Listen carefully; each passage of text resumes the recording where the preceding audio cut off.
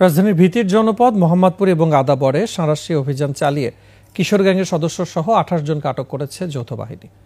অভিযানে স্বস্তি ফিরলেও আতঙ্ক কাটছে না এখানকার বাসিন্দাদের। যৌথ বাহিনীর সেই অভিযানের বিস্তারিত জানাচ্ছেন দীপু শিকদার। মঙ্গলবার বিকেলে সেনাবাহিনী, র্যাব, পুলিশের যৌথ দল অভিযান শুরু করে।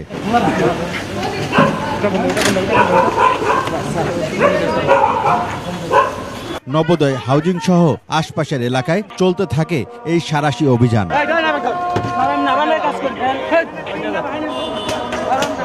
বস্তি, অলিগলি, নির্মাণাধীন ভবনে অভিযান চালায় যৌথ বাহিনী।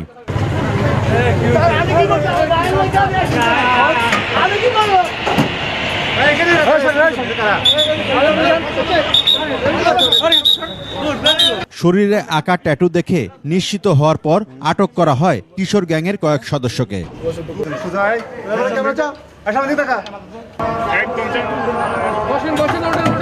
যৌথ বাহিনী বলছে অপরাধীদের কোনো ছাড় নয়।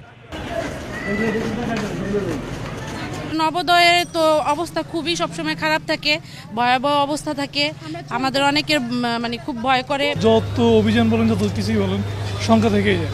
যেটা ভয় মানুষের ভিতরে কাজ করে, এগুলো কাজ করবেই। আগে আমরা রাতের 11টা-12টায় আসতে হতো, ভয় লাগতো না।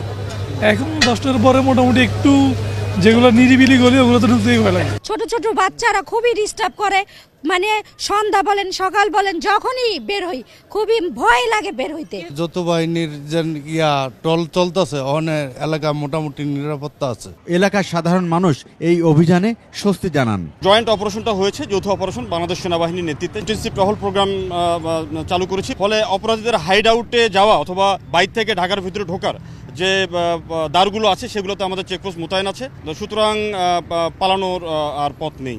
চলমান এই অভিযানের মধ্য দিয়ে যেন অপরাধ নির্মূল হয় সেই প্রত্যাশা এই এলাকার বাসিন্দাদের।